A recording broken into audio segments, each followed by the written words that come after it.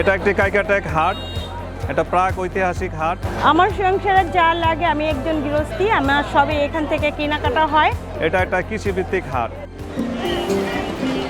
প্রায় ২০০ বছরের পুরনো কাইকাট্টেক হাট এখনও বসে নারায়ণগঞ্জের সোনারগাঁওয়ে।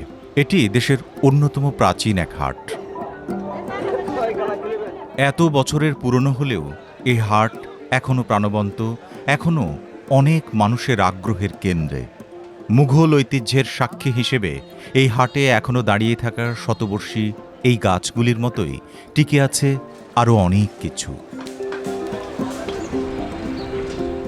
ভোরের আলো ফোটার সঙ্গে সঙ্গেই দূর দূরান্ত থেকে হাটে এসে জড়ো হন অসংখ্য মানুষ।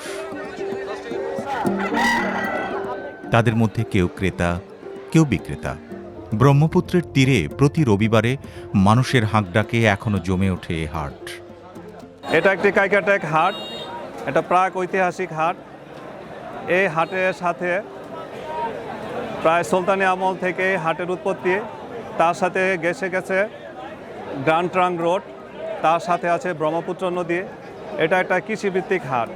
এই হাটে পুরনো অনেক গাছ ছিল, ছায়া ছিল এবং খুব শীতল ছিল এই হাটের পরিবেশটা।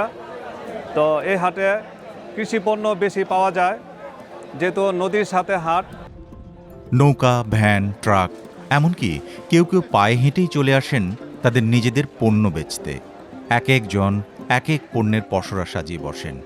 কি নেই এখানে! বিভিন্ন ধরনের শাকসবজি থেকে শুরু করে মাছ, মাংস সবই পাওয়া যায়। এখানে পাওয়া যায় হাঁস, মুরগি, এমনকি গরু, ছাগলও। এই নদীটা ইতিহাসের মধ্যে আছে, বই বস্তু আছে, দুনিয়াটার মধ্যে আড়াই ব্যাচ দিছে। আড়াই ব্যাচ দিয়া এই এন আইয়া সোমবুবুরু আইয়া শীতলক্ষারে আইয়া কইছে, মা আমি শীতলক্ষা যাবো কেমনে? আচ্ছা শীতলক্ষা নদী কইছে, বাবা আমি শীতলক্ষা। আচ্ছা এন আইয়া ধরা পড়ছে, এত্তুলি শেষ। এই কাইকাট্টেক হাটের আরেকটি আকর্ষণীয় দিক হল কাঠ ও বাঁশ দিয়ে বানানো গৃহস্থালী পণ্য।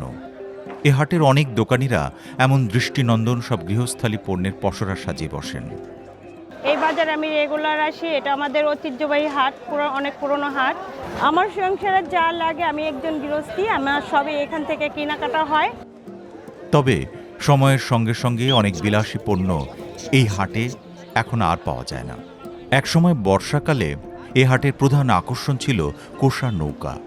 স্থানীয়দের কেউ কেউ তো বলেন রাজা বাদশাদের আমলে বিক্রির জন্য ঘোড়া ও হাতি উঠত এই কাইকাট্টেক হাটেই। কৃষকের যেই প্রয়োজনে কৃষক এরকম হাট ব্যবস্থা করে তুলেছে যে উৎপাদিত পণ্য নিয়ে সে হাটে চলে আসে এবং সে তার পণ্য বিক্রি করে আবার তার প্রয়োজনীয় পণ্য কিনে নিয়ে যায়। এই প্রবণতা কিন্তু এখনও আমরা কাইকাট্টেক হাটে লক্ষ্য করি এবং হিজল করই গাছ বেষ্টিত এই হাট ছোট হলেও এখনও টিকে আছে সগৌরবে। এখনো পর্যন্ত এই রবিবার এই কাইকাট্টেক হাটটাকে কেন্দ্র করে এই জেলার বিভিন্ন প্রান্তের মানুষ, কৃষক, সাধারণ জনগণ, গ্রামীণ জনগণ তারা একত্রিত হয়। বর্ষাকালে এখানে নৌকার হাট বসে, নানা রকমের নৌকা বিক্রি হয়, আগেও হয়েছে, এখনও এই কালের বিবর্তনে এই নৌকা হাট কিন্তু এখনও টিকে আছে এবং শোনা যায় একসময় হাতি ঘোড়াও বিক্রি হতো এই হাটে। কাইকাট্টেক হাটে এখন কালের সাক্ষী হয়ে দাঁড়িয়ে আছে শতবর্ষী গাছগুলো। একটা প্রজন্মের কাছে যা কেবলই স্মৃতি, এই হাটের সেই প্রাণ, রূপ, বৈচিত্র্য এবং চড়াই উতরায় এখানে দাঁড়িয়ে দেখছে এই গাছগুলো। এতদিন ধরে তারা যে কটা গাছ এখন ওখানে রয়ে গেছে, আমরা চাই যে নারায়ণগঞ্জ প্রশাসনও ওখানে একটু নজর দেব, আরও ওখানে বৃক্ষরোপণ হোক এবং যেগুলি আছে ওগুলি জানি সংরক্ষণ হোক। শতাব্দী প্রাচীন এ হাটে এখনকার মানুষের দৈনন্দিন জীবনের প্রয়োজনীয় নানা পণ্য যেমন পাওয়া যায়, তেমনি কৃষকের প্রয়োজনীয় অনেক কিছু ওঠে এই হাটেই। ফসলের বীজ, গাছের চারা, এমনকি বিভিন্ন ধরনের সার ও কীটনাশকও পাওয়া যায় এ হাটেই।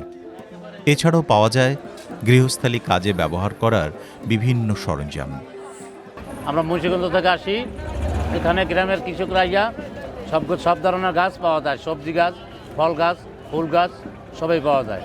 আমি প্রতি সপ্তাহে এই কাইকাট্টেকের হাটে আসি। হাটে আসা আমি সব ধরনের চারা কিনে নিয়ে যাই। কাস্তে, কোদাল ও নিড়ানির মতো কৃষি যন্ত্রপাতি এখানে বিক্রি হয় প্রতি হাটেই।